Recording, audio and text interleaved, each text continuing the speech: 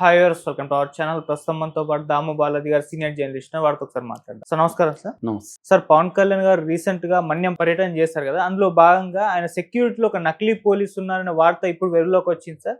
దీనిపైన ఇప్పుడు home minister Anitha గారు కూడా ఫైర్ అయిపోయారు. సో అసలే పవన్ కళ్యాణ్ గారికి ప్రాణహాని ఉంది, ఆయన భద్రత పెంచాలని చెప్పేసి గత కొంతకాలం ఒక చర్చ జరుగుతున్న నేపథ్యంలో ఇలా నకిలీ పోలీస్ ఆయన దగ్గరికి వెళ్ళడం, ఆయనకు సెక్యూరిటీ కాయడం అనేది కూడా చర్చనీయాంశంగా మారిపోయింది. అసలు ఎవరి నకిలీ పోలీస్, ఏం జరిగింది సార్?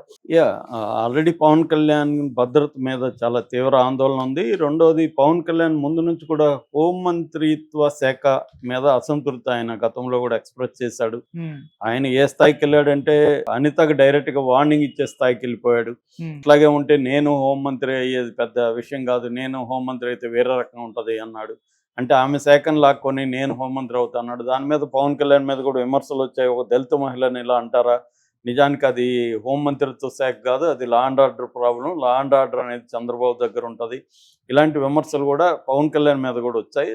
కానీ ఆమె మళ్ళీ ఆయన దగ్గరికి వెళ్ళి ఎక్స్ప్లెనేషన్ ఇచ్చుకొని చేసింది. అట్లాగే చంద్రబాబు కూడా ఇంటర్వ్యూన్ అయ్యి దాన్ని పరిష్కరించడానికి ట్రై చేశాడు. అప్పట్లో ఆయన డిమాండ్ ఏంటంటే వైసీపీ వాళ్ళు చాలా అరాచకాలు చేస్తున్నా వాళ్ళని ఎందుకు అరెస్టులు చేయట్లేదు, వాళ్ళని ఎందుకు వదిలేస్తున్నారు, కులం ఇంపార్టెంటా మీకు, ఇలాగా ఆయన మాట్లాడాడు.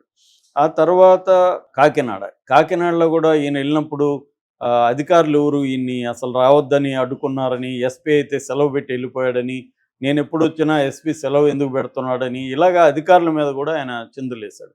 అంటే పవన్ కళ్యాణ్ పేరుకే ఆయన పెద్ద హోదా, డిప్యూటీ సీఎం ఇవా ఉన్నాయి, కానీ పవన్ కళ్యాణ్ని సీరియస్గా అధికారులు కానీ పోలీస్ డిపార్ట్మెంట్ కానీ తీసుకోవట్లేదు అన్న ఒక ఇది వచ్చింది.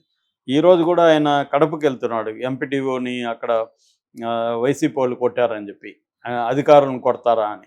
అంటే పవన్ కళ్యాణ్ ఓవరాల్గా పవన్ కళ్యాణ్ పరిస్థితి మనం చూస్తే ఆయనకి రావాల్సినంత ఉండాల్సినంత ఇంపార్టెన్స్ అయితే కనబడట్లేదు. యాక్షన్లో పేరుకి థీరీలో కనిపిస్తుంది, ఎప్పుడైనా యాక్షన్లో కనబడాలి, మాటల్లో కనబడే ఏం లాభం. అంటే డెసిషన్ మేకింగ్ అంతా కూడా లోకేష్ చేతిలోనే ఉంది. పవన్ కళ్యాణ్ ఊరికే అలంకరణకు మాత్రమే ఆయన అలా వాడుతున్నారు తప్ప ఆయనకి ఏమీ కీ రోల్ లేదు అన్న ఒక విమర్శలు వస్తున్నాయి. అది ఒక యాంగిల్ అయితే, రెండోది ఆయన భద్రతకి ప్రమాదం ఉందని కేంద్ర ప్రభుత్వ హోంశాఖే హెచ్చరించిందని కూడా ఆ మధ్య వార్తలు వచ్చాయి. యాక్చువల్గా ఆయనకి మామూలుగా వై సెక్యూరిటీ పోలీసు ఇది ఉంది, భద్రత ఉంది, కానీ దాన్ని జెడ్ కేటగిరీ ఆయనకి ఇవ్వాలని కూడా డిమాండ్లు వచ్చాయి. కానీ ఇప్పటివరకు ఏమీ జెడ్ కేటగిరీ ప్రొవైడ్ చేయలేదు. లోకేష్ ప్రొవైడ్ చేశారు కానీ ఈయనకి చేయలేదు. కానీ ఈయనకి నిజానికి ఎన్నికల ముందు కూడా నా పైన అత్యాయత్నాలు జరుగుతున్నాయి, దాడి చేయడానికి ట్రై చేస్తున్నారు, చాలాసార్లు చెప్పేవాడు పవన్ కళ్యాణ్. మరి నిజంగా అవన్నీ ఉంటే మరి అప్పుడు ఏమేమి జరిగిందో దాని మీద కూడా విచారించాలి కదా పవన్ కళ్యాణ్. ఆరోపణలు అప్పుడు బ్లేడ్ బ్యాచ్ దిగింది, ఇవన్నీ కూడా చెప్పేవాడు కదా. దాని మీద కూడా ఏమి విచారణ ఏమీ ఇప్పటి వరకు స్టార్ట్ చేయలేదు. దాదాపు 6 నెలలు దాటినా కూడా స్టార్ట్ చేయలేదు. ఈ నేపథ్యంలో ఇప్పుడు ఒక కొత్త విషయం వైరల్ అవుతుంది. అది ఆందోళన కలిగించే అంశం కూడా. అదేంటంటే పవన్ కళ్యాణ్ లాస్ట్ వీక్ ఆయన పార్వతీపురం మన్యం జిల్లాలో పర్యటనకి వెళ్ళాడు. ఆ పర్యటనకి వెళ్ళినప్పుడు అక్కడ ఒక వీడియో ఇప్పుడు బయటకు వచ్చింది. ఆ వీడియోలో ఒక ఐపీఎస్ ఆఫీసర్ ఉన్నాడు. ఐపీఎస్ ఆఫీసర్కి మిగతా పోలీస్ అధికారులందరూ కూడా సెల్యూట్లు చేస్తున్న వీడియో బయటకు వచ్చింది. అసలు అతను ఐపీఎస్ఏ కాదు, అతను ఒక నకిలీ గై అని ఇప్పుడు వార్తలు బయటకు వచ్చాయి. అతని పేరు బలివాడ సూర్యప్రకాష్ రావు అని చెప్తున్నారు. అతనిది విజయనగరం జిల్లాలో ముడిరామ్ అనే ఒక ఊరు అని చెప్తున్నారు. అతను అసలు ఐపీఎస్ కాదు, పోలీస్ కాదు అని. అతను విజయనగరం జిల్లాలో విజయనగరం నుంచి హైదరాబాద్కు వస్తూ తన పోలీసులు మాటు వేస్తున్నారని తెలిసి తన కారును వదిలిపెట్టి ఒక ఏఆర్ కానిస్టేబుల్ కారులో ఆయన బయలుదేరాడు పోలీసులు ఏమారుద్దామని. అయినా పోలీసులు విజయనగరం అవుట్స్కట్స్లో ఆయన్ని పట్టుకున్నారని చెప్తున్నారు. ఇప్పుడు ఆయన విచారిస్తున్నారని. తనేమంటున్నా అంటే, నేను లాస్ట్ ఇయరే ఐపీఎస్కి సెలెక్ట్ అయ్యాను, ట్రైనింగ్లో ఉన్నాను, అందుకనే నాకు పవన్ కళ్యాణ్ ఇష్టం కాబట్టి వచ్చానని చెప్తున్నాడని పోలీసులు చెప్తున్నారు. మరోవైపు గతంలో అతను విజయనగరం జిల్లాలో తూనికలు కొలతల శాఖలో లైసెన్స్డ్ రిపేర్ గై అని చెప్తున్నారు. సో రిపేర్లు చేసేవాడు, లైసెన్స్ ఉందని.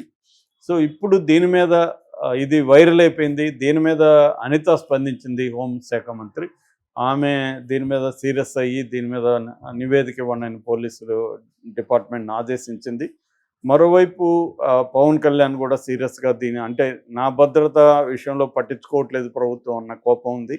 అంటే గతంలో యాక్చువల్గా పర్యటనప్పుడే కలెక్టర్లు కానీ వీళ్ళందరూ కానీ ఇటు ప్రెస్కి సంబంధించిన వెహికల్ అరేంజ్ చేయడం కానీ అంటే ఈ ప్రోటోకాల్ ఒక మంత్రి ఆయన డిప్యూటీ సీఎం అనేది రాజ్యాంగబద్ధమైన పదవి కాదు, దానికేం ప్రత్యేక అధికారాలు ప్రోటోకాల్స్ ఉండవు, కానీ మంత్రికి ఉంటాయి కదా. సో ఒక మంత్రి పైగా 5 శాఖలు ఉన్న మంత్రి ఆయనకు ప్రోటోకాల్ పాటించలేదనే విమర్శలు వచ్చాయి అధికారుల మీద.